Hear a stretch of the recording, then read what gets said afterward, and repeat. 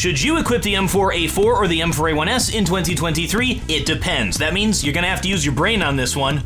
Don't worry, TheWarOwl is here for you. Here is everything that you need to know so you can make the decision for yourself. What do pro players use? After the nerf to the A1S, 60% switched to the A4. After a few months, a bunch of them switched back, so right now, about 60% of pros use the A1S. It's split, that's good. That means it's gonna come down to your personal preference, and because of this, I don't think we're gonna see a balance change to the M4s for years to come.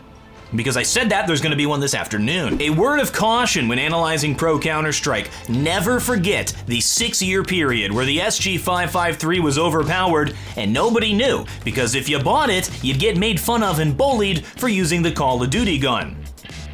I may be partially responsible for this. Here are the differences between the weapons. Oh no! Don't worry, I will now take the complex and make it understandable. Damage values are very similar, but there are a few nuances. Because the M4s do not one-hit headshot, getting the old 1-2 punch, headshot chest shot is important. Both weapons can headshot chest shot up until a certain distance, where the M4A1-S no longer can. To give you an idea of where that distance is, the A1S can headshot chest shot from short to top mid, but it can't from window to top mid. However, the A4 can do it at both distances. When you get to close range, the A1S does more damage, just overall. It'll 4-tap the chest, where the M4A4 will 5-tap the chest. This stops once you get to around mid-range. These differences are because the A1S has a better base damage to the body, where the A4 has less damage fall off over distance.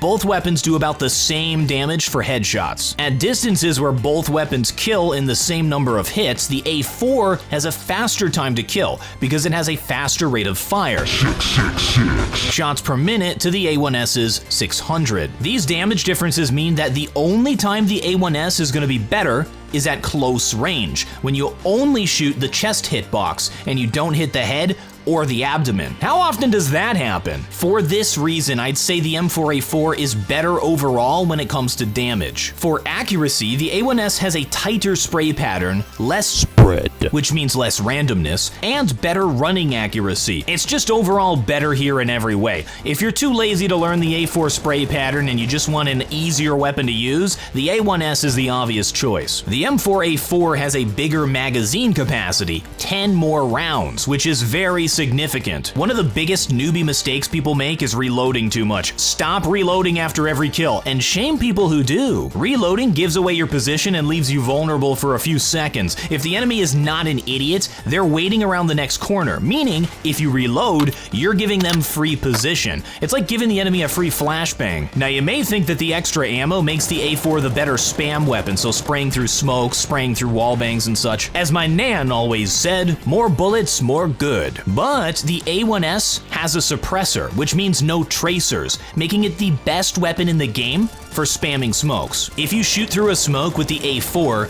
every third round is going to be a tracer, and the tracers will give away your position. And if the enemy is good, he'll immediately tap your head. No bueno. If you shoot through the smoke with the A1S, why, he doesn't know where the heck you're shooting from. And if he tries to counter spam you, he'll give away his position with his tracers, because most likely he's using an AK-47, and then you can be the one to tap that head. Muy bueno. The suppressor also hides your position on radar if you attack without being seen, so you can play all the little lurky hidey holes and catch people off guard. It makes the M4A1-S the best lurk weapon in the game. The M4A4 also has an advantage in length. This is the only case where shorter is better. The M4A1-S sometimes sticks around the corners and gives away your position. Finally, the most important difference, the A1S is $200 cheaper. This is probably going to be the deal maker in most people's decision. With how tight the CT economy is, $200 every time you buy for each player is significant. That's a flashbang. One trend I've noticed is Oppers equipping the A1S to save up the mun-muns. The only exception is Simple, who still uses the A4, but he's an insane person, and I mean that as a compliment. So that means in a straight-up gunfight, two warriors meeting each other on the field of battle, the M4A4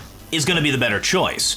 But situationally, spamming through smokes, lurking, economically, the M4A1-S is going to be the better choice. This is why it's personal preference. It's going to come down to your role in the team, the position you're playing, as well as your team's philosophy. For example, Outsiders has a very economic-based philosophy towards the game.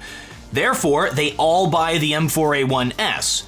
More ops for James. Having choices sucks. It'd be much easier if I just told you what to do and then you did it. Like the video. I don't think you can make a wrong choice here, except if you equip the M4A1-S and then take the suppressor off.